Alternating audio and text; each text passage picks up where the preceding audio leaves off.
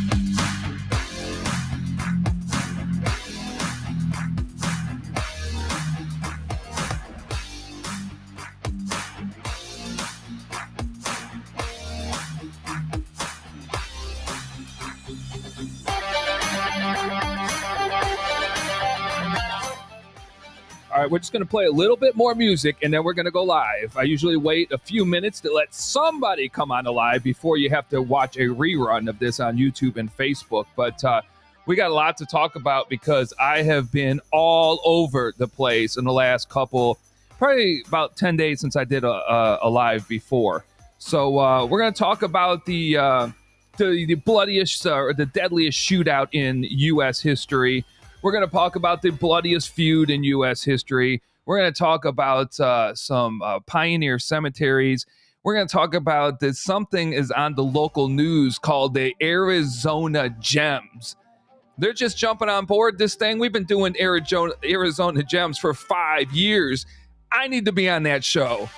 I'm not holding back. I need to be on Hidden Gems of Arizona early in the morning. And you know, I love the host that they have for these things, but we've been about Arizona Gems for 5 years. We really need to be on this news network.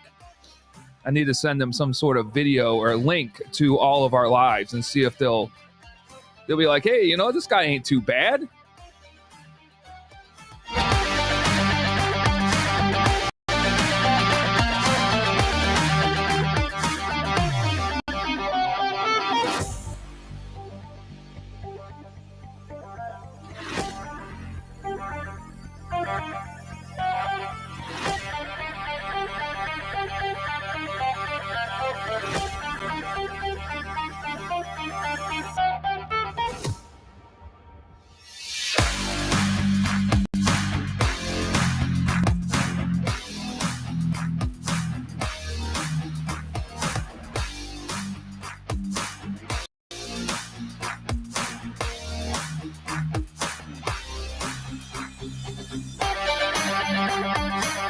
Sometimes to get some topics, because I'm old and I don't remember all of the places that I've gone to. If somebody can just say hello in the chat to make sure that the chat is up and working, and then that the audio is actually coming through here, that would be greatly appreciated. You are always my producers. I can't pay you, but you're always my producers out there to tell me if the video is looking decent, if the audio sounds decent. That would be greatly appreciated. I'm scrolling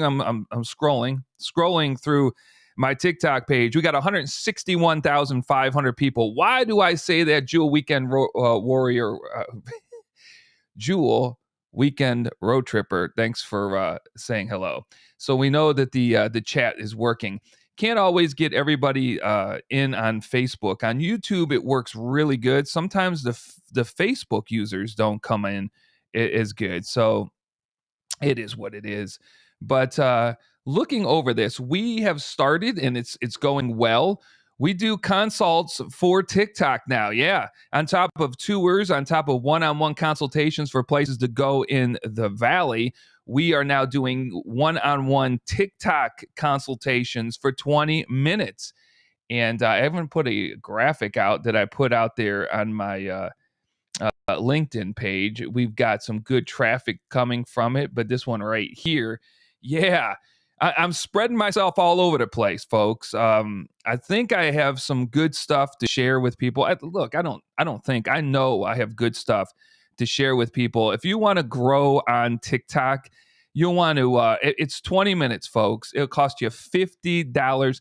And somebody already contacted me and said, you're not charging near enough. And I'm like, well, look, when we get about 20 to 25 of these consults and everybody's happy, then we'll go ahead and raise up the price. That's, it's just the opposite on tours. We charge $75 for the walking tour, the 90-minute walking tour in Florence, or a little bit more than that for the Globe Pioneer Cemetery tour. And somebody said, well, $75. And I'm like, look, when I leave my house to go to Florence, I fill the gas tank up, and it cost me right now $69 from E to full. I'm like, so when I do that, when I do those, especially on the weekend, the first tour I give is really a free tour to me because it paid for my gas to get back and forth to Florence. But we do TikTok consults. You will not be disappointed. As it says, we do tips, tricks, and questions. We answer questions. We've done a few. They've gone over really well. There's just a few things, like I've been on TikTok for 14, 15 months. We've hit 161,000 plus followers, and we got well over 50 million total views. So anything that I can help a small TikToker out with to try to get their business out there, or their adventures out there, more eyes on them in a social media platform, you want to get a hold of me. And you can do it the same way. I'll put it up on the on this video, deanb7010@gmail.com, to schedule tours, one-on-one consultations, TikTok consultations, anything that you want to know about the great state of Arizona. Some people have been interested in having me come on a podcast. So if you want me on a podcast, again, I'll put it up there, deanb7010@gmail.com. And then we have one out there, right there, boom, standing on a Corona spy satellite target right there out in Casa Grande. This is the way they want me to pronounce it, Casa Grande. I pronounce it Casa Grande. And the reason I really do that is because so many people, I get all kinds of good content when I pronounce it Casa Grande. So I'll keep doing that. But book a tour today and experience all the history Arizona has to offer. Tours are okay. They could be going much better. Again, why do we do all this? Why do I offer TikTok consultations? And you got family and friends coming in from out of town. We'll do a 30-minute consultation on where to take them. These 2 tours that we've been doing up through Globe and in through Florence. Why? All that's out there, folks, is to put money in the Jeep gas tank to get to more places. That's number one. Number two is it helps fund what I'm doing here. That's about it. It ain't paying a bill or anything like that. It just helps keep the Arizona Timeless Tourist alive, especially those months of June, July, August, and September, where the tours and everything are going to go down. That's why we're doing the TikTok consults. And right now we're, those again are seeming to go pretty well. So let me put down here really quick how to get a hold. Let's go to the caption area. This is the email for everything, folks. This is on my poker chips for my business cards. We're trying to get an Arizona Timeless Tours Gmail account for emails instead of the deanb7010@gmail.com. I know it'd be a lot easier for people to remember. So we're in the process of trying to figure something out. But what we've done, let me take this off of the screen right here. Let me take this graphic off the screen. What we have done, and I don't know, let me, the coins. Okay. Stand by 1 second. Stand by.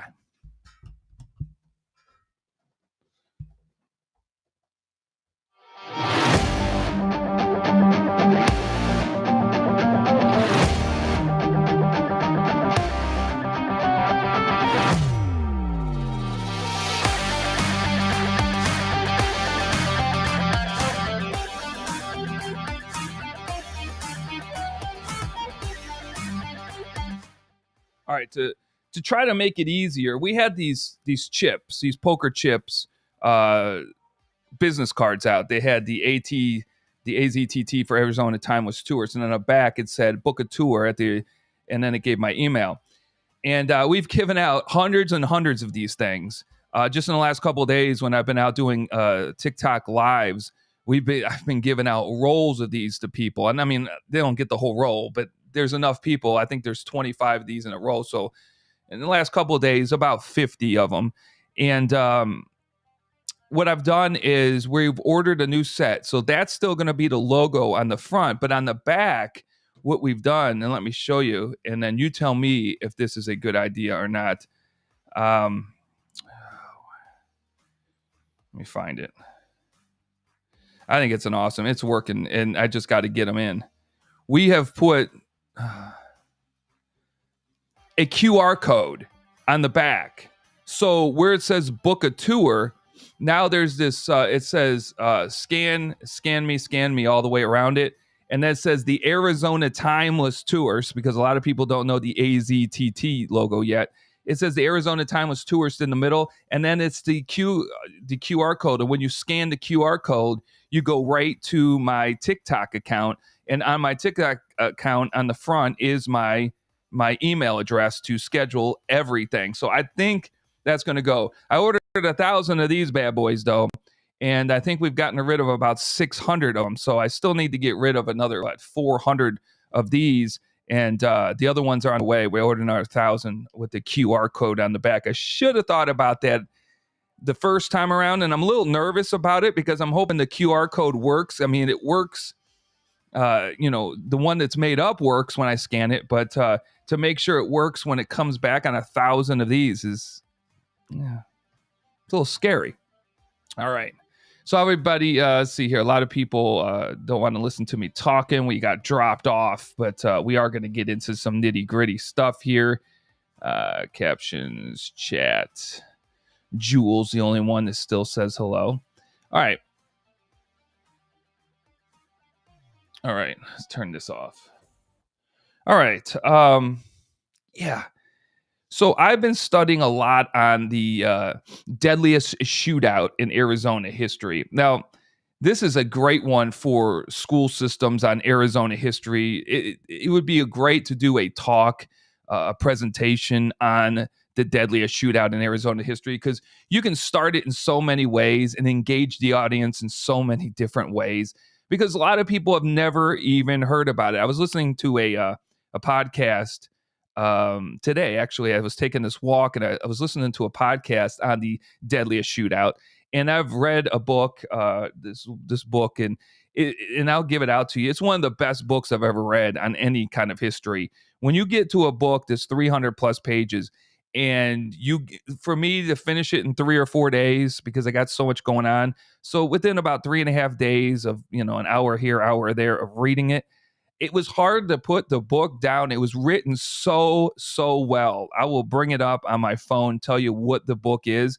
But this lady wrote this book, and she had a podcast. She was being interviewed on a podcast, and it was like an hour and 15-minute video. I'd love her to have her on a podcast like this. We're just not big enough yet. But anyhow, I listened to it probably on my last 3 walks. So I've listened to the whole thing again, an hour and 15 minutes. It makes the time go quicker. It's the person that's interviewing her has a huge podcast and has never heard of the deadliest shootout in Arizona history. He's never heard of the Powers Cabin. Never. And I'm with him because as I open up, we got, let's see, we did a TikTok on this, and let's see, which one was on the Powers Cabin? Doesn't have a lot. Yeah, his roughly 16,500 views on the Powers Cabin, and majority, I would say over 95% of people have never heard of it.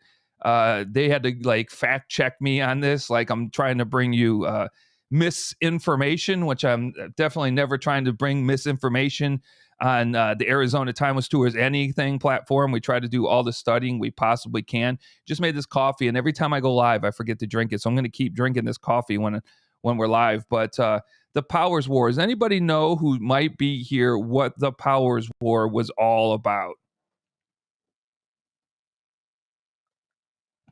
And it really wasn't the Powers War. It was really the Power Cabin, the Power Cabin shootout. We talked about this briefly on the last live. Let's go back into the chat. Patty, talk about the convoy happening in West Phoenix. No, not on this show, Patty, but yeah, I know what you're talking about.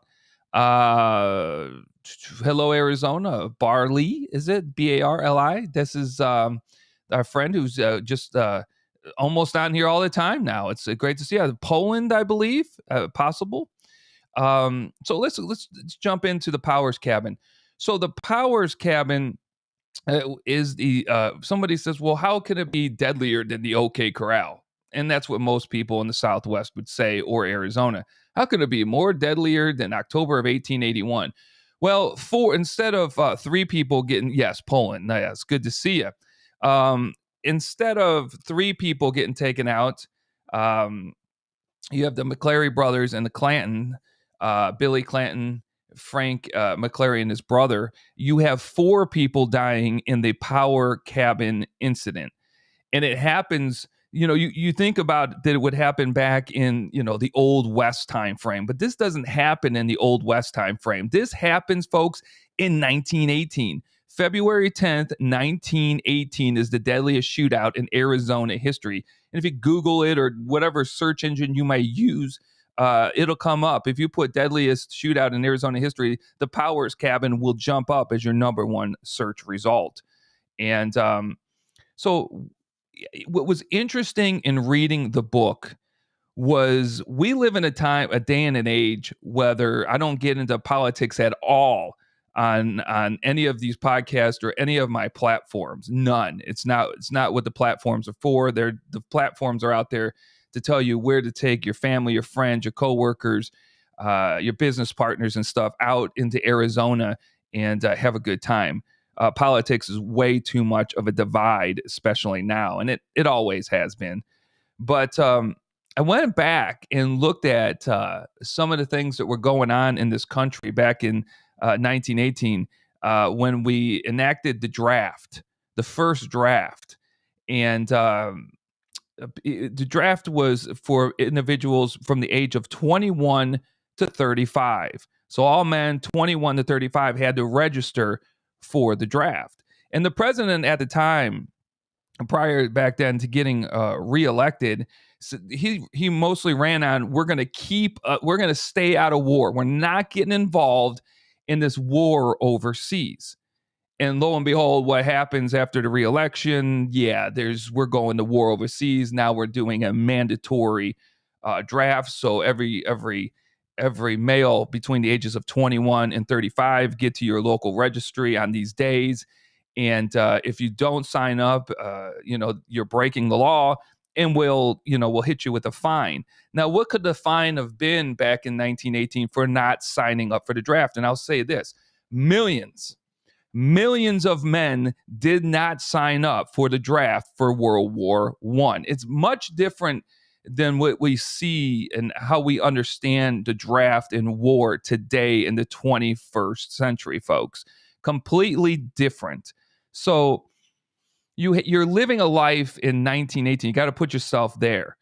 We always love to judge people in the 21st century, or most of us born in the 20th century. We have to put our thoughts and our philosophies and how we think about things in that 21st century philosophy and ideology and the way that we think. And that's not how we need to do it. You need to go back. You need to study. What was America like in 1917, 1918, 1919? What was it like?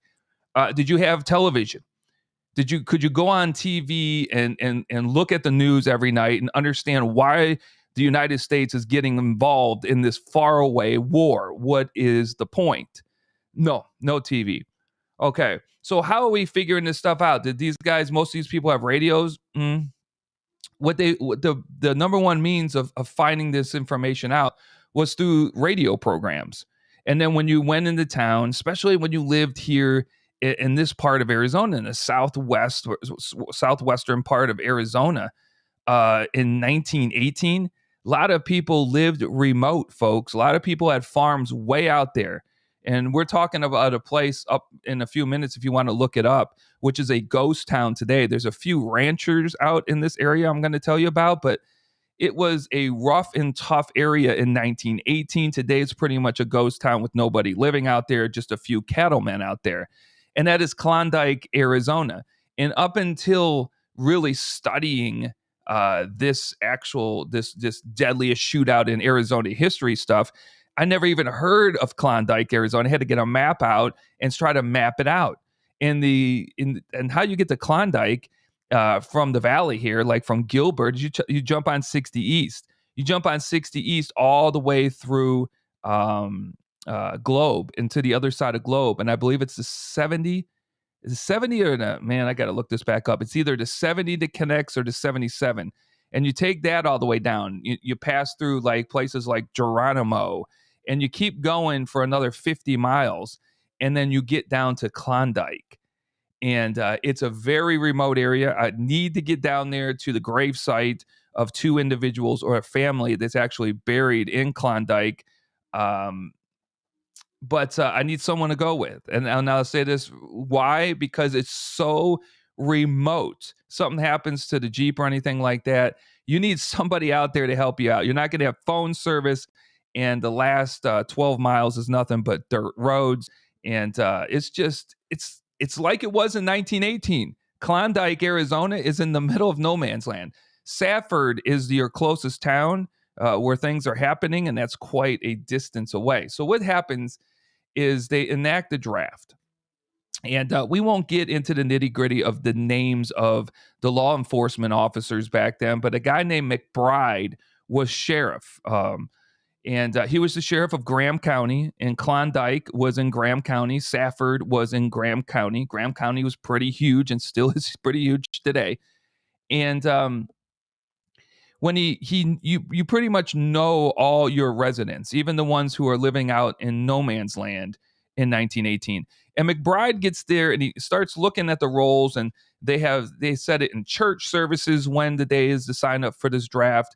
They have it up in the post office area. They have it on store doors. They have it on the city hall doors, the courthouses. Everywhere is publicizing when you need to come sign up for this draft.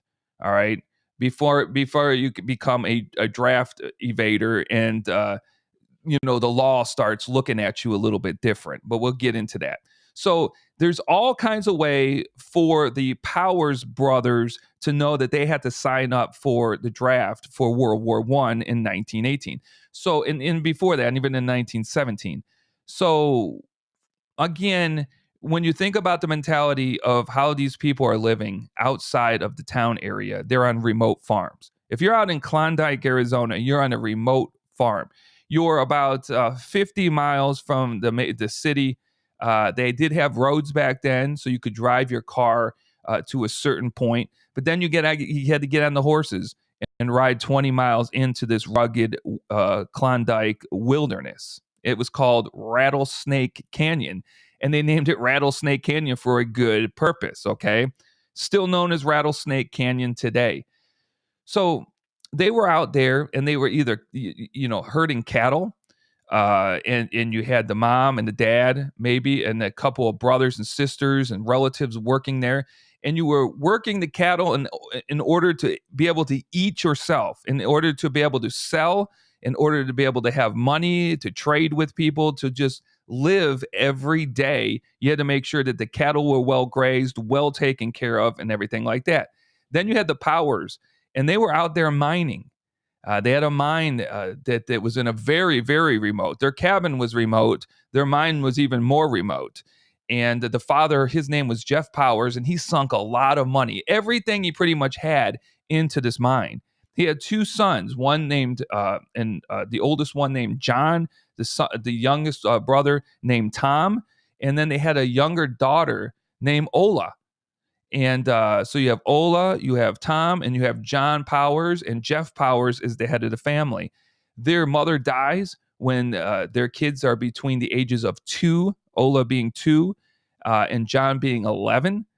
So the mother passes away, and Jeff Powers, who's the father, his mother divorces the father, who is Sam Powers, who we could get into on how he didn't go and fight during the Civil War. We don't believe there's no register of him fighting in the Civil War in the hills of Texas, but the hills of Texas at the time were greatly divided between pro. Either you were pro-union up there or pro-Confederacy, or you didn't want to fight at all. Very different area in the hills of Texas. And when I say the hills of Texas, I'm talking like Fredericksburg, Texas today. A huge German population in Fredericksburg, Texas. Okay, during the Civil War. So you have Jane Powers, who's Jeff Powers' mother. Okay, she divorces the father because he can't take care of the family. And she goes and lives with Jeff and his wife and their 3 kids. Well, they decide to start building this home and stuff in New Mexico. And what happens is when they were building the roof, some of the roof fell on Jane Powers and mortally wounded her. And she dies a couple of days later, and they have to bury the mom. Now the dad is left with 3 children between the ages of 2 and 11 to take care of. And so Jane Powers comes to live with them to help take care of the household and other things in order for them to survive. They moved to Arizona in 1910. Okay, so Jane Powers is really the mom is really in charge of the family, making sure that everything runs smoothly. She always she had a little bit of money from land that she sold prior to moving to Arizona and moving in with Jeff, John, Tom, and Ola Powers after their mother passed away. And she started a garden. She always had a big garden patch that her and Ola took care of while the men were either herding cattle or working in the mine. So they always had food. Not a lot. They canned a lot of their food. But a lot of the time, the only food that they had was the food that Jan Powers grew in that little garden wherever they were settled down in Rattlesnake Canyon. I tell you all this. We're just going backwards here. But so she is with them. She's taking care of them. She's got a little bit of money. The boys are working in mining operations. Not a lot going on in the state of Arizona in 1910, 1911. Not a lot for youngsters to go out and do, especially Ola. And for, by that time, John and Tom are in the early 20s. And, they're trying to earn a living, but they really can't. So what happens, unfortunately, in 1915 is that in 1915, that Jan Powers passes away. Now, the lady that's been keeping everything together, and it's in a carriage accident. Her and Ola are in this horse carriage, and they're coming back to the camp, and the horses get spooked, and the carriage turns over. Ola survives to go back and to look for help, but Jan, she's older, and she breaks her hip, and after a couple of days, she perishes. Now, that's a problem because now Jeff Powers is in charge of everything. And Jeff Powers decides that all the money that Jan had, his mother had, is now his. And the cattle that he has, he sells all the cattle, he sells all his farming equipment, and he takes all that money that his mother had and he sinks it into these mines that are in Rattlesnake Canyon up around the cabin that they're in. He's got gold fever in 1918. He's going to strike it big. He's not going to work the land and just barely get by and starve some days and have some foods other days. That's not going to happen anymore. Okay. And the reason I give you this whole thing is that this is the life in southern Arizona in 1918, folks. They go to town to trade. They go to town to go to the bank to exchange some things. They go into town to do a few things here and there. They take a car halfway, and then they take horses out of there halfway. So they're in 60 miles outside of town in a very remote canyon. And so they're going there, and obviously they probably did see the signs that said, you know what, we're entering World War I. Now, Jeff Powers, after having his father, Sam Power, who we believe did not serve in the Civil War either, was against that whole thing, kind of passed that on to his son. And they're thinking, look, if I lose my sons to war, if my sons go off to war, then we're going to starve. Ola, the young daughter's not going to survive. He's not going to survive. The mining operation's going to go under, and they're going to lose everything. They're going to lose their lives if Tom and John have to, sign up for the draft, and then their number gets called and they have to go fight a war that they did not believe in. And back then, folks, a lot of people did not believe in World War I. Again, I said this a little earlier, but millions of young men between the ages of 21 and 35 did not sign up for the draft during World War I. Okay. Well, Jeff Powers had made it known in town that his sons were not going to be signing up for that, even though I believe his sons would have and definitely saw the signs. They at one point said they went and it was the wrong day and they just didn't get time to sign up. What we believe today is that Jeff Powers told his sons that's an absolute no-no. You're not going off and fighting in a foreign land for these higher ups that has nothing to do with us or this country they believed in at the time. And again, they don't have 24-hour news networks. They don't have radios that they're listening to all the time. They don't have satellite TV. They don't have all this stuff, folks. So they're just getting their bits and pieces from when they come in and out of town from local papers that pass information on all around. So he's made it known in town. Okay, you have Sheriff hello from Queen Valley. How's it going? What does that say? Steed 262? We're talking about the deadliest shootout in U.S. Arizona history happening in the 10th of February of 1918. So all this goes down. Sheriff McBride, he's one of these patriotic guys, patriotic sheriff, okay? He's got a patriotic deputy sheriff, and he wants to make sure that all the men that should sign up for the draft are signed up for the draft in his district, in his county of Graham County. It's huge. And as he's going through the rolls, he finds that lo and behold, the Graham brothers haven't signed up. Tom hasn't signed up, and John hasn't signed up. And he's like, he wants to. He hasn't seen them in town lately, so he wants to form a posse to go down into Rattlesnake Canyon and go and tell Tom and John if they don't sign up, then they're under arrest. Now, what could you be arrested for back in 1918 for not signing up for the draft? This is what you would have been. It would have been a misdemeanor. All right. First of all, it's a misdemeanor, and it's punishable up to 12 months in prison. Okay. A misdemeanor. There would be some sort of fine that went with it, and then 1 year maximum in prison. Now, after the story is finished, after I'm done with this long story, you're going to say, well, most people would have taken the misdemeanor, the fine, and up to 12 months, because most didn't serve up to 12 months in prison. So that's the big fine for not signing up. So it's not really that big. Okay, it's not that big.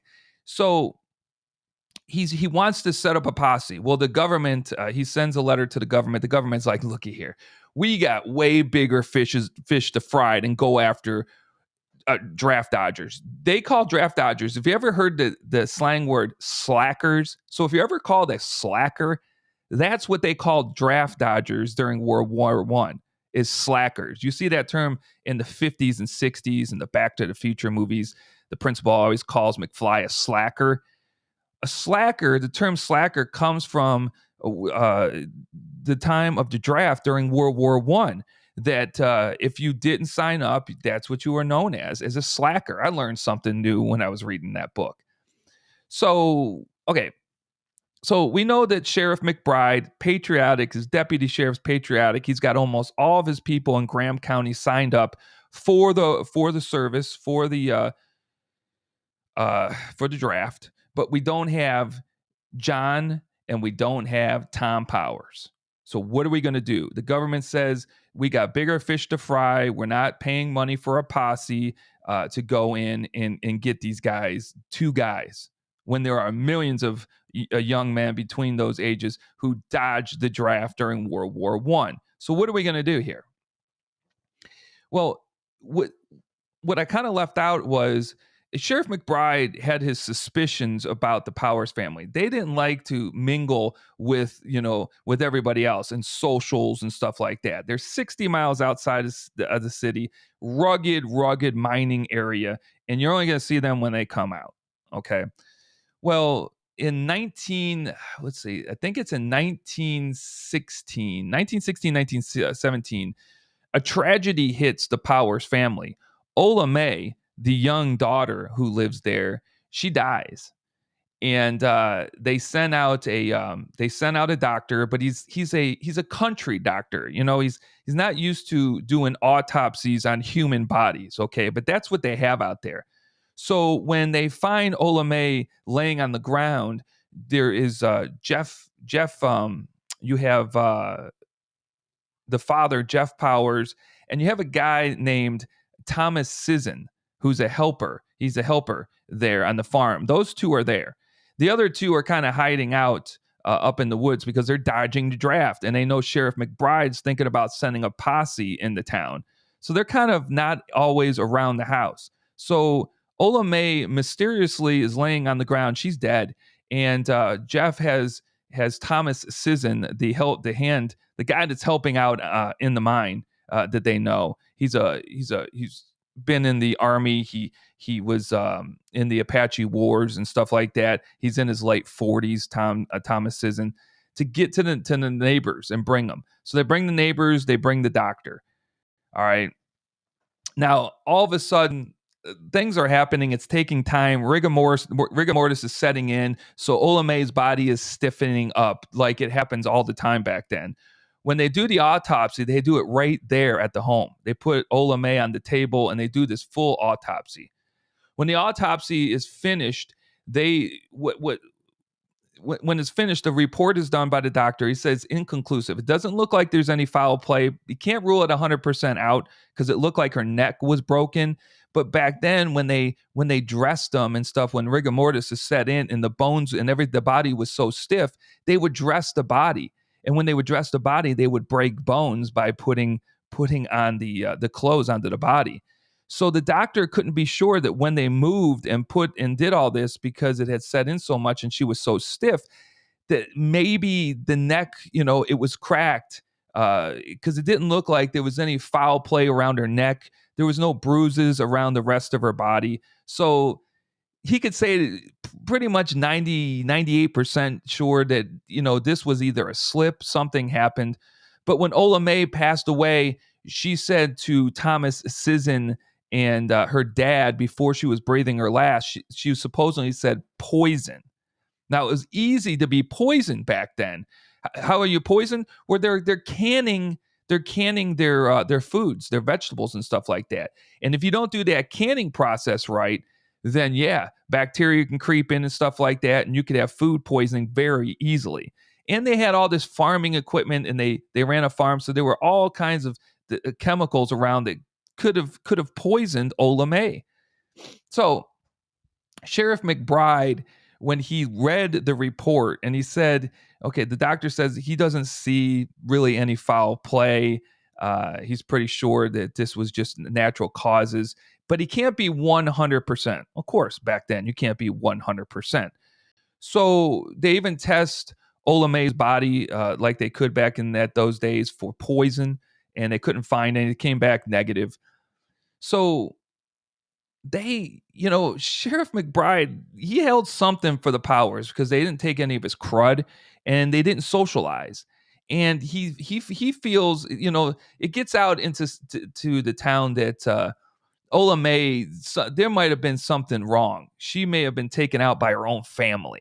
Now, if you read the story of Ola May and her grandmother and the father and the brothers, you just can't see that.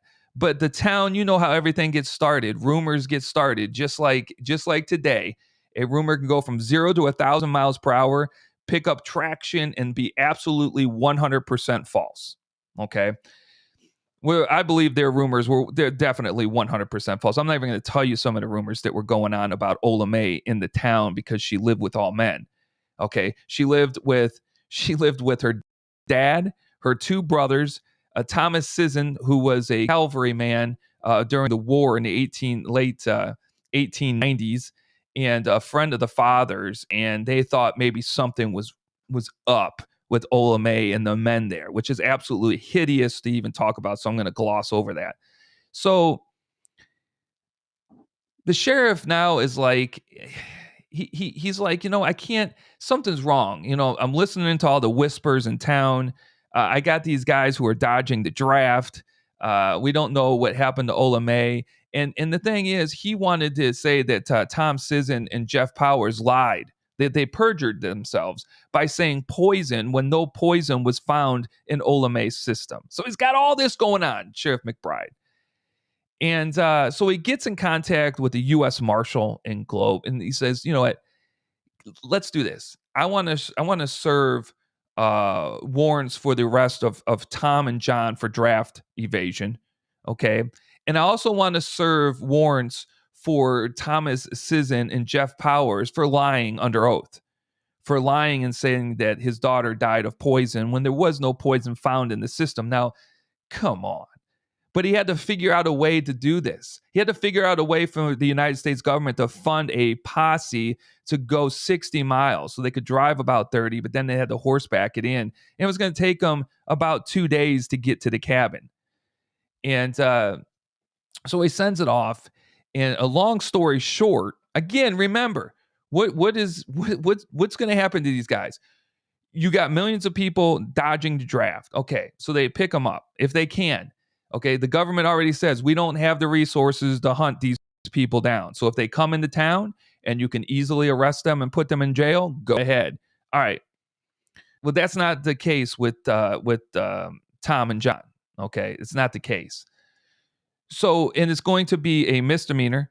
It's going to be a fine, and it's going to be a max 12 months in prison. Okay. What would happen normally if they found people on the street and they put them in prison? They'd be there for like a week or two and be like, all right, I'll sign up for the draft. And they go ahead and let them out. They sign up for the draft, and that would be it. Okay. So again, the government doesn't have the money to send the posse. He drums up these charges on perjury for Thomas Sisson and the dad, Jeff Powers. Then he signs federal warrants for draft evasion with Tom and John. He believes he has enough, sends it off. And the Marshal in Globe sends it off. It comes back, says, okay, you have this much money. Go ahead, get a posse together, go into the canyon and get the guys. So McBride does what he wants to do.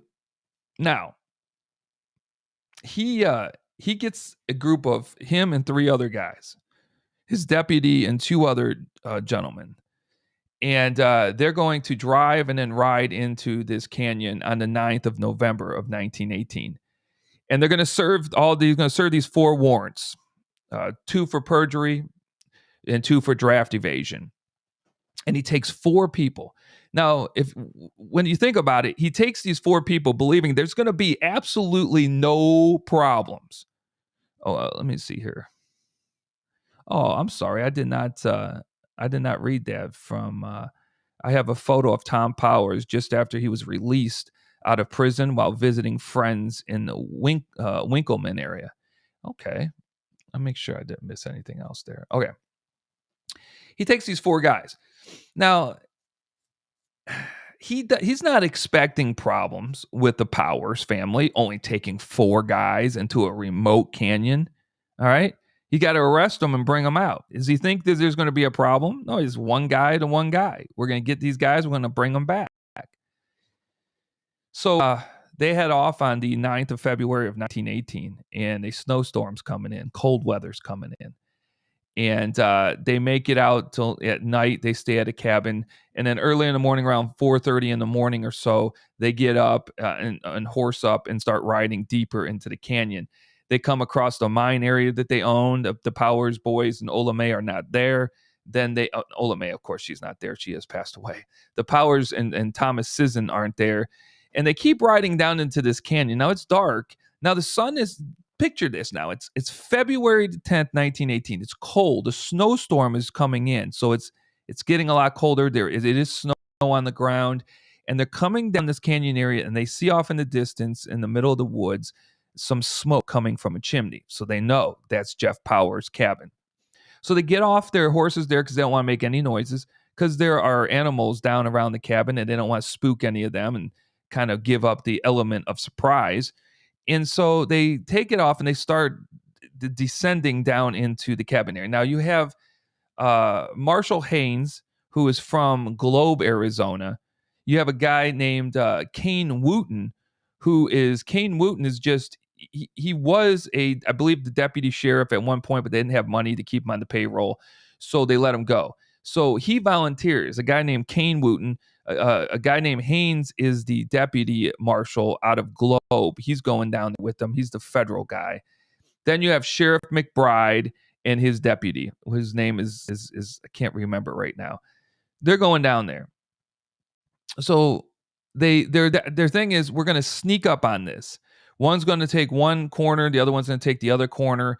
Marshal, the U.S. Marshal is going to go around towards the back, and they're going to see how it goes. Now, again, they see that somebody is up in there because there is smoke coming out of the chimney. It's early in the morning. The sun is just coming up, but if you've ever been in a canyon with trees and stuff like that, it's still dark.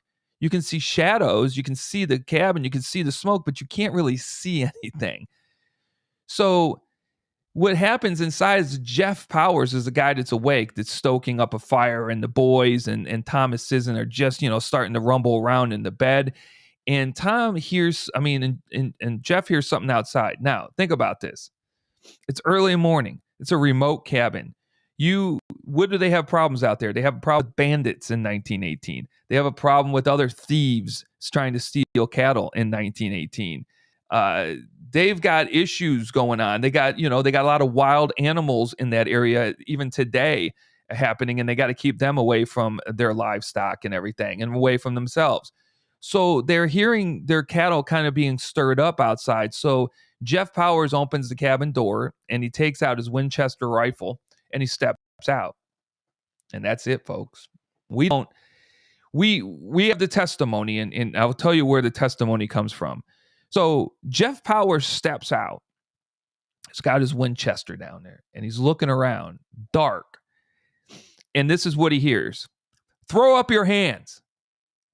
Now, we don't hear U.S. Federal Marshal Haynes throw up your hands.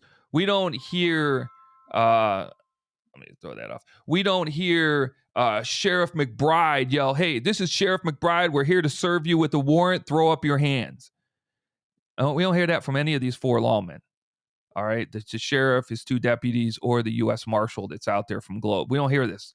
And we know we don't hear this, and I'll tell you why we know this in just a second. Somebody says, "Throw up your hands." And then all of a sudden, boom, the shooting starts. All right. And it goes on for it doesn't go on for very long, like 20 seconds or something like that, because the whole gun battle is going to happen in 3 minutes and about 25 to 30 shots fired. Okay. And that's it. And it stops. Okay. We know this. Let me tell you, hold on. It stops. And what happens, what we find is Jeff Powers, who was standing there with his rifle, he heard "throw up your hands." Now, according to the Powers brothers and Thomas Sisson, who's inside, Jeff Powers lowered his weapon, turned to his right. This testimony is going to line up in just a minute, and starts to put up his hands, and then a shot is fired right into his chest, and he drops instantaneously. And there's a firefight for just about 30 or 40 seconds coming, and then it stops. Now, Jeff is mortally wounded on his front porch. So his brothers are up. They're looking out the cabin window. They see their dad is shot in the chest, and it doesn't look good. All right. There is a brief silence. Still nobody saying, "We have warrants for your arrest. We are federal marshals. We are sheriffs. We are deputy sheriffs." Nothing is being said. And then boom, it starts. And when it's over, when the gunfight is over, 3 of the lawmen lay dead. Jeff Powers lays dead. So you got four individuals dead, bloodiest, deadliest shootout in Arizona history. There it goes. Now, the deputy that's from Globe, Haynes, he survives. After the firing, he doesn't know what's what. He runs, gets back on his horse, gets back to town, sends off a telegraph to Sheriff Dillon, to Marshal Dillon, and sends a telegram to Washington on what happens. A group of individuals get together. They start going out there to see what's happened. The sheriff and the two deputies have been killed. They're dead. And the Powers boys are gone. They're not in the cabin anymore. Okay.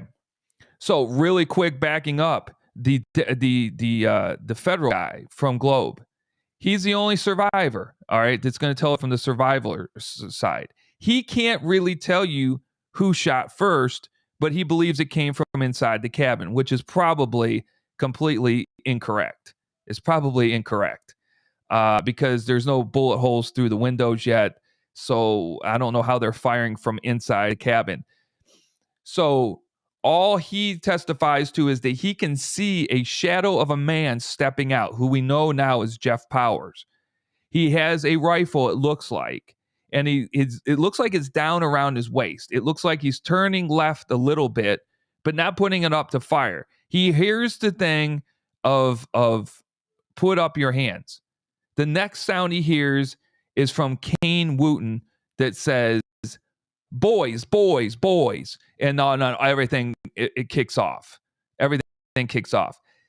He even says that none of them identified themselves as law enforcement officers, which was against law not to do even back in 1918 in the remote canyon of Rattlesnake Canyon. Okay. You had to, if you're going to go serve a warrant, you had to identify who you were, not just throw up your hands and a gunfire goes off in a remote canyon when it's dark. Nobody can see anybody. It should have been, they should have yelled in Jeff Powers, Tom Powers, John Powers, Thomas Sisson, U.S. Deputy Marshal or Sheriff of Graham County here to serve 4 warrants for your arrest. I need you to step outside of the cabin, and whoever's on that front porch needs to lower his weapon. It's as easy as that, folks. As easy as that. The marshal says that the firing, because he's going to stick with law enforcement, that the firing he believes came from the inside the cabin first, and that's when the first round started happening and fatally wounded Jeff, the dad. So what happens after the marshal takes off? Where do the boys go? They get up on their horses. They go out and they look at who they can recognize Kane Wooten, okay, but they don't even recognize from the wounds that the others have from being shot. They don't recognize them. So they get on their horses and what do? They just ride to their neighbors. They ride to their neighbor's house, and that's just weird. And they tell the whole story to the neighbors. This is what happened. There was a shootout. There's 3 dead out there. The father is barely hanging on. Could they please go over there and render him aid? And so they tell them the whole story and they leave. So the next set of witnesses during the trials that will happen soon come from the neighbors. Now the neighbors, this is miles and miles away. But it's just interesting that the Powers boys, Jeff, Tom, and Sisson, go to the neighbors to tell the story of what had happened. Now they're on the run. It becomes, up until that time, the largest manhunt in Arizona history, where you have 1,000 people out looking for the 2 brothers and Thomas Sisson. 1,000 people. They search, and they search. They search for 28 days, and they can't find these guys. We do know at this time Jeff Powers is dead, 3 deputies dead, and 2 deputies dead. The sheriff is dead, and we can't find the 2 boys and the brother. Well, finally one day somebody spots them in the Mexico side of the line, and they sent out the army, and the army's out there looking for him. And one of these army guys is out there, and he hears something in the brush, down below, and he looks, and he's looking up at 3 rifle barrels right at his head. He said he'd never been so scared in his life. He didn't know what else to do. His army trainer took over. He just slid off of the horse. I don't know how you do that with 3 gun barrels, dead aimed at you from the and then he got his gun out, and the 3 guys lowered their weapons, and the guy said, "Hey, put up your hands." They laid down, they put up their hands, they surrendered. And when it was asked, after a while, why didn't you just take this guy out? It was 3 of you against 1. Nobody else was around. And the 2 brothers said, we would never shoot a service member. And this guy was in the U.S. Army. So I don't know if I want to keep the story going or not. I don't know if people joined in and it's like, what is Dean talking about? So my first time here also, well, thank you. New here, the real, is that Jada Queen? It's hard for me to read, so I apologize if I say it wrong. You guys tell me if you want me to keep going with this story, because it really is a magnificent story of what's going to end up happening to Tom, John, and their buddy Thomas Sisson, because it's something that really has never happened. The lives that these guys are going to lead for the rest of their lives is really unbelievable. And it all goes down to a sheriff named McBride, who felt himself patriotic, had a grudge to hold against the Powers family, didn't know how Ola Mae Powers, their sister, died the year previous. But the doctor saying that he believes there was no foul play. But he's listening to all of the hearsay in town, these horrible rumors that are going around. So he's figuring out, how can he get all the men to sign up? How can he not have any slackers in his county, in Graham County? And the way that he can do this, because the federal government's not spending any money sending posses out to round up draft dodgers in 1918. It's just not going to happen. Again, we have millions of draft dodgers across the United States in 1918. Some reason they're going after these 2, and going after these 2, and then bringing warrants for the dad and the other guy, because they believe they lied under oath on how Ola Mae passed away by saying that she said poison, which they would have never known that Ola Mae didn't say poison. She may have believed that she died from poison. But again, no foul play. So McBride had a grudge to hold against the Power boys. And the Powers dad. There's no doubt about it. And what ends up happening is he dies. 2 of his deputies die. The Powers dad dies. And a 28-day manhunt, which is the largest manhunt with over 1,000 men and U.S. Army people looking for these guys, that ensues because one guy wants to go get 2 draft evaders. And it just blows me away to think about this. And in the way that life was lived in 1918. Again, we're not looking at it from a 21st century philosophy, a 21st century media. Whether that's good or bad, probably not so good. But it's, we might do part, yes, great story. Yeah, Catherine, you're just too kind. We'll go on really quickly. I know it's hard for people just coming in, and I know I'm just talking and not answering any questions or anything like that. But when they give up, they're scared to death. They believe that when they give up, if they can't give up to any sheriff, because they believe that they are going to be lynched, they're going to be hung. There's no doubt about it. They just took out 3 officers. They had no idea about the marshal because he took off and they didn't even know he existed out there. And their story is, we heard from the marshal story. Their story was that their dad stepped out. They heard, throw up your hands. And that their dad was lowered his rifle. It was at his side the whole time, was going to put it between his knees and put up his hands. And the firing commenced, and he was mortally shot right then and there. And after the Powers brothers saw their dad being shot down here, not knowing who was out there. Again, we're in 1918 in a remote canyon. These people could be thieves. It could be anybody, robbers. People that wanted to take everything they had, including their lives. It was a dangerous place to be living. And they didn't hear we have a warrant for your arrest. The sheriff is here. The marshal from Globe is here. Come out with your hands up. Drop your weapons. That's not what they hear. And again, we know this because of the marshal that was there said it. He flat out said they did not tell them why they were there. And so anyhow, they get taken in. Some bad things happen when they get taken into the station. One of the things that happens is they bring them into the station and they put them in the jail, and they start letting the citizens walk through to look at them. Citizens who have knives on them, guns on them, and stuff like that. The stupidest thing you could possibly do. Why these guys were scared to death to turn themselves in. They weren't really on the run. They just knew that they weren't going to be able to tell their stories quick enough before they were going to be hung. The vigilante group was going to come after them because they were there still in 1918.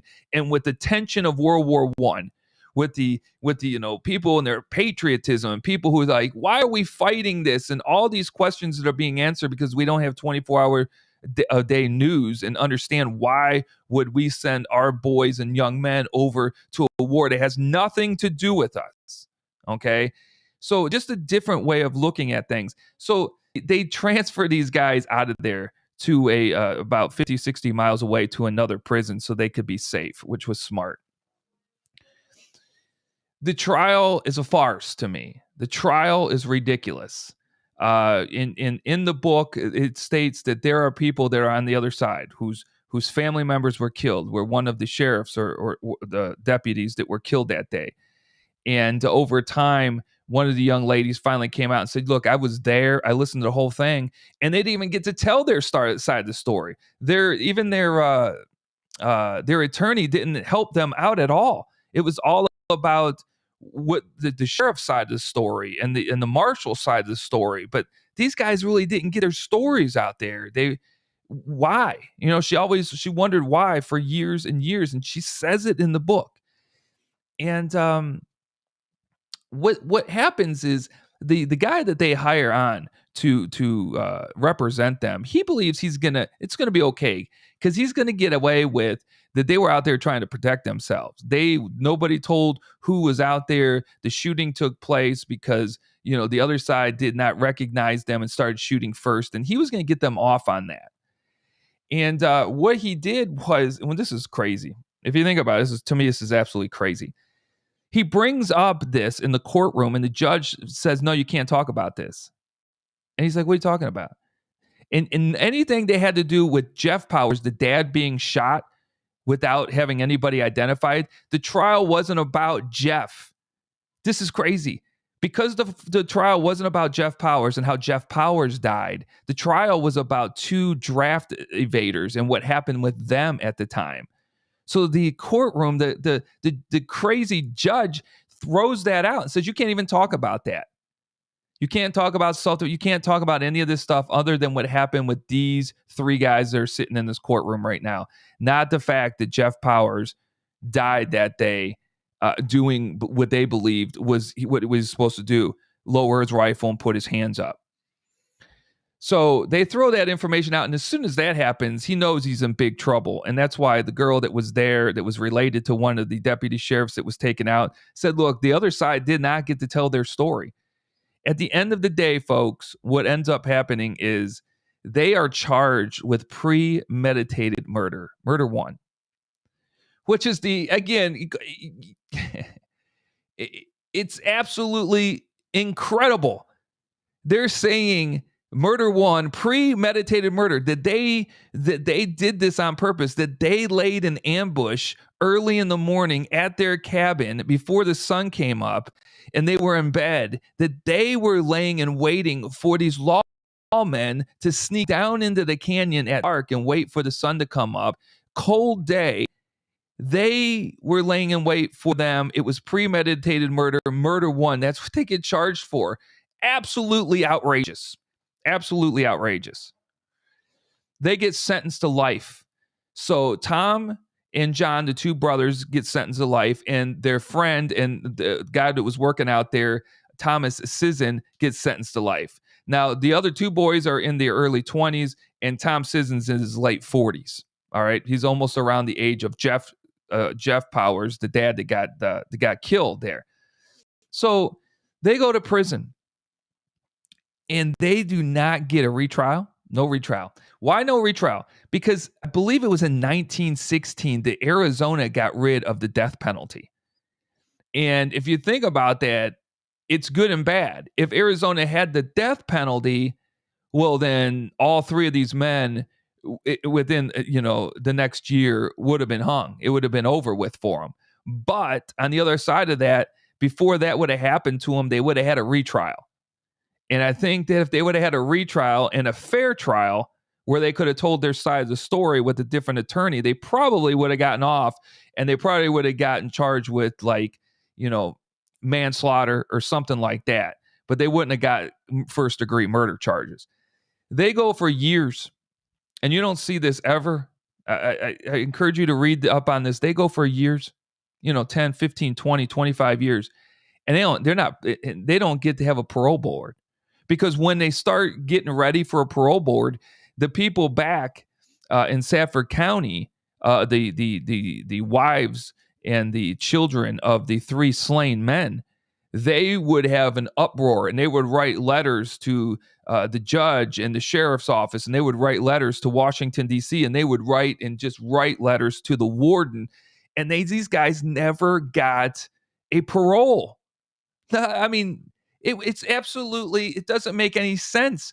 So, if a couple years would go by and they would be like, okay, these guys are up for parole again, and the town would get back together, get rumbled up years and years and years and years and years later, 20 years plus later. And they would start sending all the letters to the wardens, all the letters to DC, all the letters to the sheriff's office, and they would deny these guys, because you had to have somebody in the town that you're going to go back to support you. And all of this non-support was coming in every time they were getting ready to have their day to try to get paroled early. If you think about this, back in the days where people were sentenced for murder and stuff like this, and on top of draft dodging, they were out within 5-10 years. Time served, 5-10 years. We're 25 years into a sentence. These guys went in during the middle of World War I and trying to get paroled. And what happens in 1941, folks? We enter another war, World War II. And we're not going to think about paroling guys that went in there on first degree murder and draft dodging during World War I. So now they're going to sit in there for a lot longer. And this keeps happening and happening and happening. And we'll just make a long story short. Finally, a parole hearing comes up in 1960. 1960. They're in there. 1928, 38, 48, 58, 59, 60. They're in there for 42 years. So John and Tom, the two brothers, have been locked up for 42 years, and they're going to have their parole hearing. Unfortunately, in his 80s, Tom Sisson, he has all these medical problems, and again, he's in his 80s, and he passes away. He passes away from heart failure, and he passes away in 1957. 1957. So the parole board meets him in 1960. He passes away in 1957, and I bring that up because he's buried in the Florence Cemetery. On his tombstone, and let me see if I can bring this up real quick, what it says on his tombstone. Do I got it? Yeah, it's right here. I searched and searched for this tombstone among thousands in the Florence Cemetery. This is it right here. Thomas J. Sisson. It says Minnesota Private Company E. Calvary. Born June 9th, 1869, passed away January 23rd, 1957. This is not a normal thing for a prisoner. His family, made that. He's in a different part of the whole cemetery. When I went out there, I took this not but 2 weeks ago. There's an American flag there, and there's those flowers there. But this man served from 1918 to 1957 without a parole hearing. He didn't get the opportunity. So we're going to jump 3 years ahead. Let's pull that off there. 3 years ahead, a parole hearing happens. tensions have died down a bit, and they get released. They get released in 1960 after 42 years. The unfortunate kind of thing after that is they're not acquitted. So, they still have to turn themselves in every 30 days to local authorities to make sure that they haven't fled or went somewhere. They have to find work. It's like being at one of those halfway houses when you get out of prison these days. And, you always have to be checking in and stuff like that. You have these guys, I mean, come on. These guys are late 60s, early 70s. It's hard to find work. People are out there trying, even the guys that help acquit them, the journalists who put their story in the news, he's out there trying to help them find, jobs that they can do at their age. They're shoeing horses. They're doing stuff that's kind of rough for a 70-year-old. And so they do all this stuff. I believe it's Tom. He's having a hard time walking when he gets out of prison. If you look at the prison, he's on crutches. Just a lot of arthritis is starting to take form in there.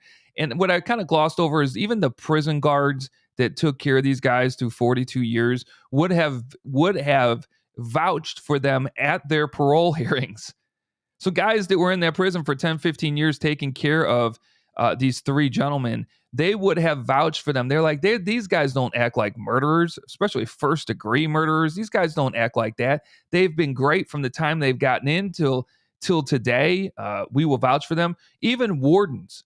One of the wardens is actually responsible for having an editor in a local Phoenix newspaper that was really popular back in the day. He came into the jail into Florence to do a story on somebody else. And the warden says, you know what, you need to visit with Tom and John Power and get their story. And he was like, what am I going to hear? Everybody in prison not supposed to be in prison, right? They're all supposed to be, they didn't do it.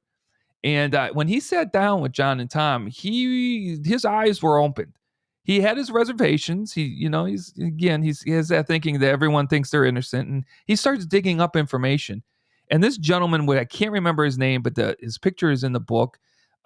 He is really responsible, this newspaper man, for getting John and Tom out in 1960, for getting them their parole hearing. If it wasn't for him, they would have spent the rest of their lives. They would have died in prison.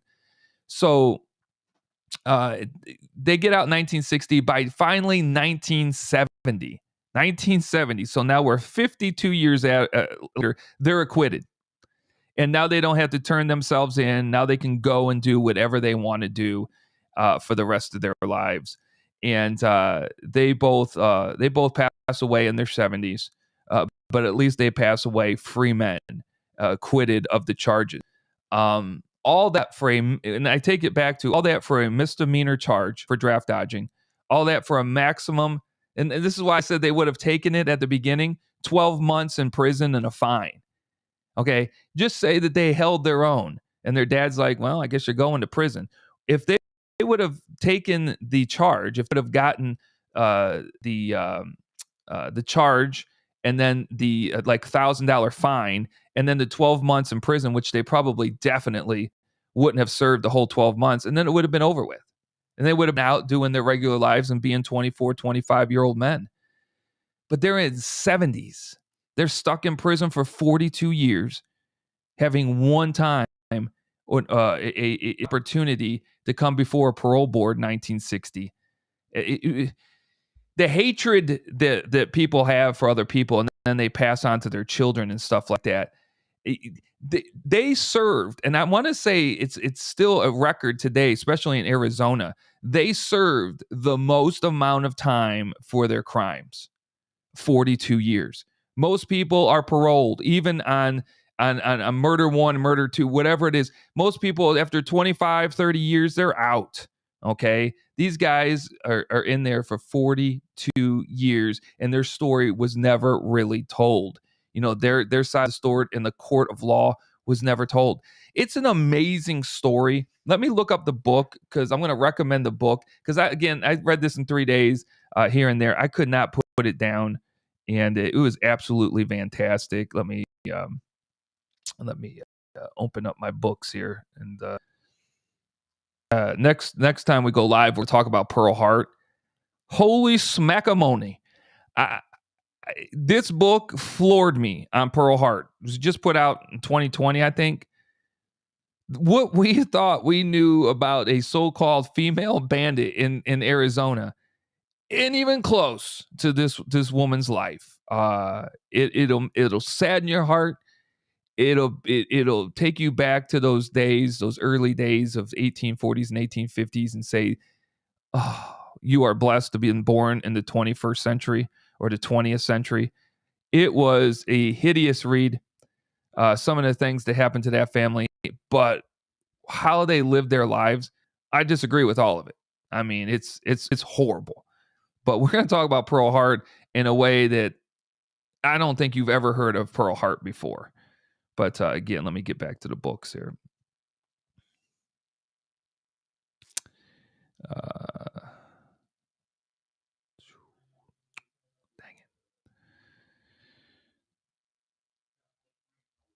it. Oh boy. Here they go. Hold on one sec. What's up? Just going pee. All right. Okay.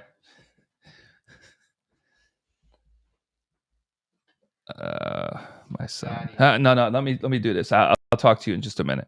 Okay. So the name of that book, and the problem is it's so small, and I'm so blind. It's called Arizona's Deadliest Gunfight, and I'm going to show you. It's right. It's the one right with the stone on it right there. That's what the front of the book looks like. It's called Arizona's Deadliest Gunfight, and my problem here is, let me see if I can open it and see if I can go to the front of it. I'm sorry, folks. Yep, there it is. Okay. By Heidi J. Oh my gosh, I can't even. I'm sorry, I can't even pronounce the last name. I can't even read it. This is as big as I can blow it up. This is the book right here. Just look up Arizona's Deadliest Gunfight. Look for that book with that cabin on the front of it. The author's first name is Heidi. This book is just truly unbelievable. The story is unbelievable. And what I wanted to talk about, but since we're really long into this and I've been running my mouth, is the laws back then.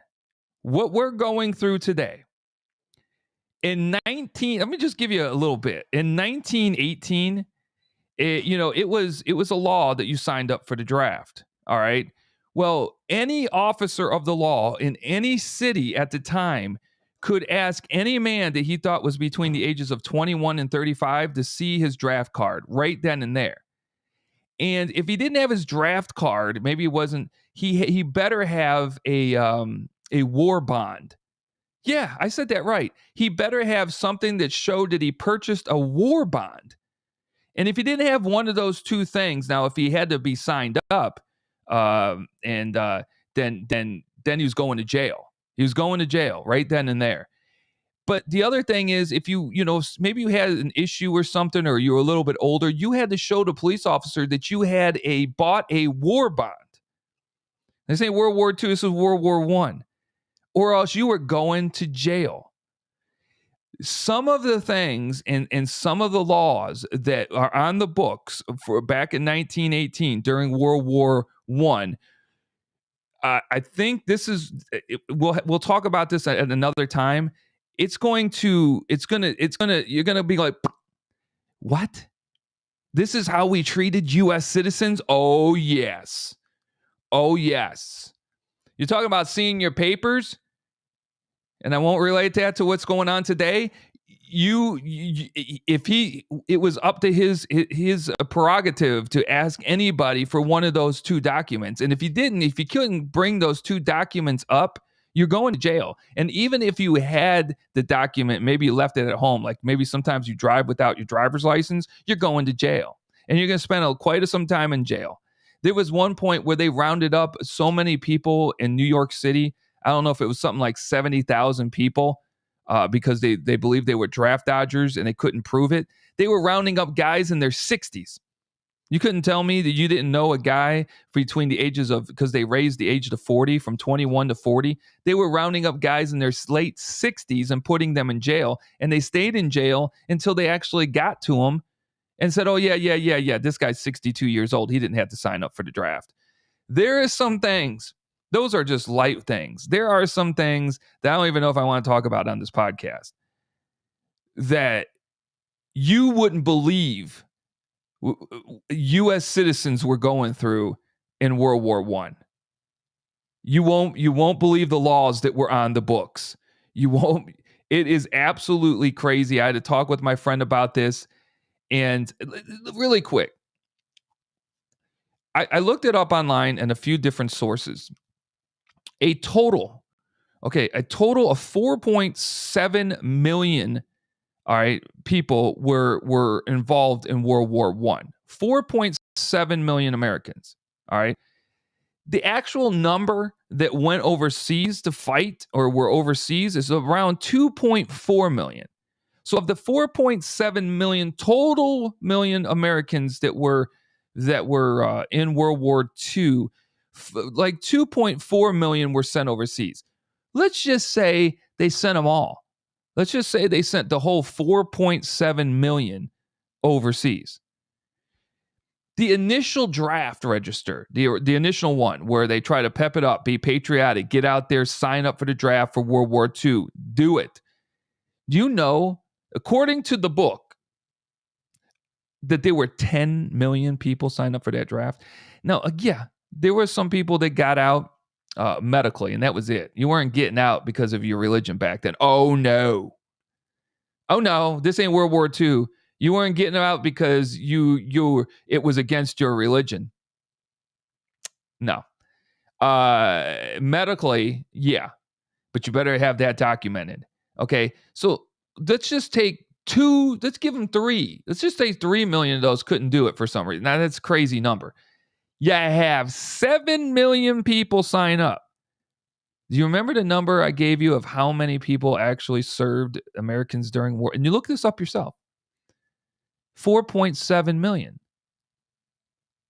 So what's the problem here? We know we have millions of people dodging the draft and stuff like that. You had 7 million the first time around. Later on, in the years to come, when they said they needed more people. So that's when they raised the age to 40. And if you do any kind of ancestry, you'll know it's like the old man draft card if you're 40, because it was initially 21 to 35. Then they raised it to 21 to 40. And that's when they did that huge roundup in those cities like New York with those thousands upon thousands of people that they threw in jail because they didn't believe that they were signed up for the draft. And if they weren't, they made them sign up for the draft or they could spend the rest of their time in jail. It gets you thinking just a little bit. I don't understand it. Somebody else can help me understand it. If a total of and look it up, please look it up. If a total of 4.7 total million people served, and the first time around, you had 10 million sign up. And then you had millions more that you had sign up after that. Why do we need all these people? Why do we go after these people with like this? What was the purpose? If you had more than enough. Somebody needs to help me out. Somebody I love history, but this kind of history is history that I didn't learn. Definitely didn't learn it in school. And I read books and the stuff that was written in here, some of these laws, I had to go look up for myself because I'm like, that can't be the law. That can't be the law. And then I just wondered to myself, how many people served overseas? How many Americans did we need? Because we have like 20 or 30 million signed up. We have millions, that don't want to sign up. We probably would have gotten volunteers of 4.7 million people. It's a rough time in history that we forget about, and we are doomed, folks, to repeat our history if we don't learn it. You hear this all the time. I am a man of history. I say it all the time. You're doomed to repeat what you don't know. I mean, if you forget about it, you're going to repeat it. And we have forgotten about 1918. We have completely forgot about the laws on the books in 1918. Let me go back up in here real quick. Okay. I appreciate the 5 people that hung on. We're going to talk about Pearl Harbor next time. I'm going to bring up those laws to you when we come back on next time. Maybe I'll put it out there on YouTube and Facebook before I go live. But it's greatly appreciated, everybody that's been on here. We had a lot of people hanging around for me flapping my gums. Go check out that book on the Powers War. It's going to open up your eyes to the deadliest shootout in U.S. history, and it's going to open up your eyes on instead of looking through our glasses. Boom, here like a visual aid right here. Instead of putting on the 21st century glasses and looking at 1918, all right, the early 20th century, let's understand what it was like to live back then with very little media, with very little anything. Give me one more minute. This is Mommy's last. Okay. All right, I'm being told I'm going to have to get off. But with very little media, so you're learning about the draft during church services. You're learning about the draft at the town hall meetings. You're learning about the draft posted at the sheriff's office, legal offices, and all over town. But you don't know the reason. You're just listening to them tell you that this is the reason to go and fight. And a lot of these fathers that are going to send their sons off, their fathers, think about this, fought the Civil War.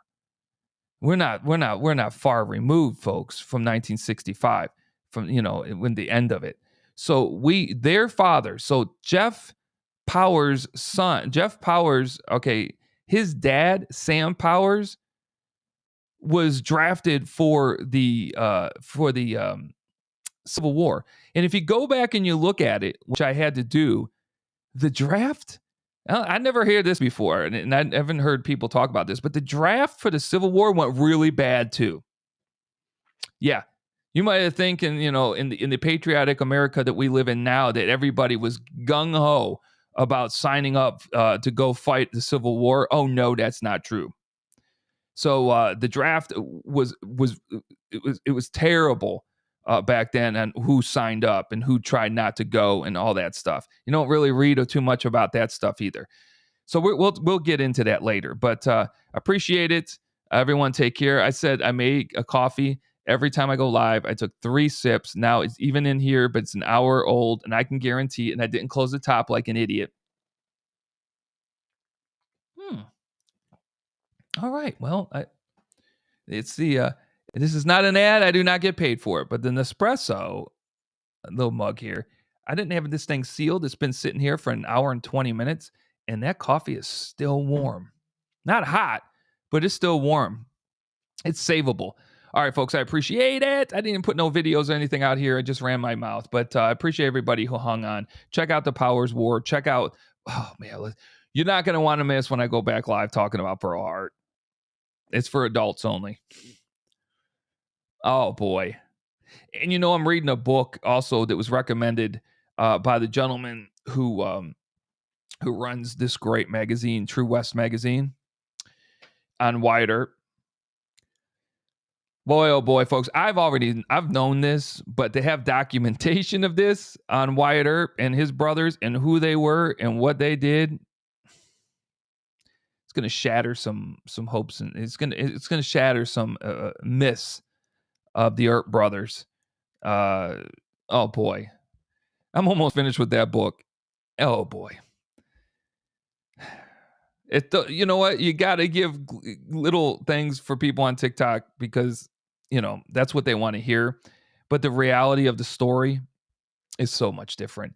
Again, if you want a one-on-one consultation with me for TikTok, anybody who's just starting out on TikTok and they're just not moving and grooving, have them, deanb7010@gmail.com. We do now 20-minute consults on TikTok. They're going great. I have insight into it. Again, about 15 months, 161,000 followers, over 50 million views. There are ways that you can grow and that you can grow quickly. And I'll help you. I'll try to help you. Can't guarantee anything, but implement some things on TikTok. That information will be down below. Again, it's at deanb7010@gmail.com. Until next time, folks, take care.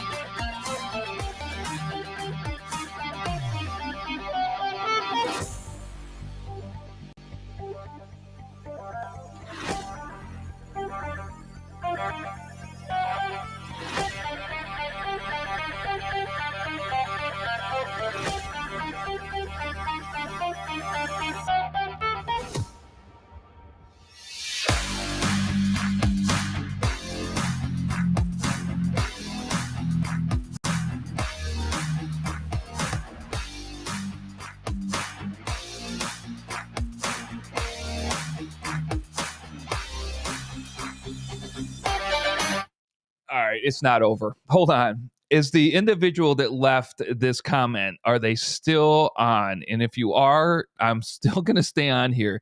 I read a deep, deep, deep book on this, and I want to answer this question. So if you're still here who left this particular message, let me know in the comments because we're going to answer that. I'm going to hold on. And if this individual comes to the comments and says that they are still here, we're going to answer this one. All right. All right. I'm going to put the music back on and we're going to wait. If I get a reply to this, we're going to answer this because I believed this very thing and I am 100% wrong on this one. Oh boy. Let's hold on. Let me stretch for a minute and wait to see if a comment rolls in.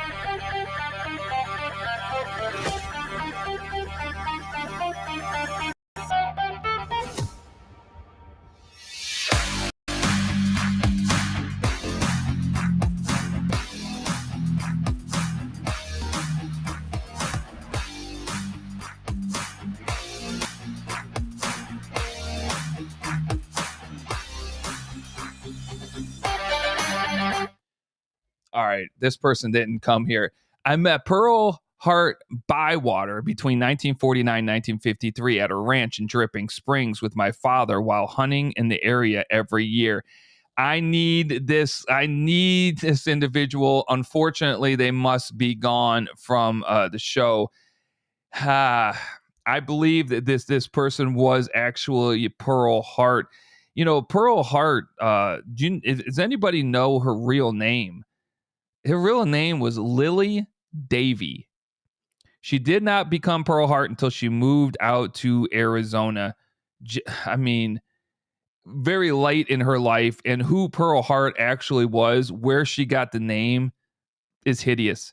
And oh man, I wish this person didn't leave. Dang it. I did not see this. I did not read this. And this person is gone. This would have been a great interview right here. I would have brought this individual on live. Unfortunately, maybe I can try to get a hold of her or him. I'm not sure if it's he or she. But that's the story. This kind of proved to be a myth on who Pearl Bywater was. I know exactly where that gravesite is. I believed it was her gravesite up in Claypool, but that's been proven 100% wrong because of the information from the book that I'm reading gives the documentation of Pearl Hart's death, and it actually shows the grave marker in California where she's buried, and then gives the relatives that are buried around her, and that is her kids. So I know that that's a true statement. This one isn't, but I would have loved to talk to this individual. Oh well, stupid me. All right, guys, take care.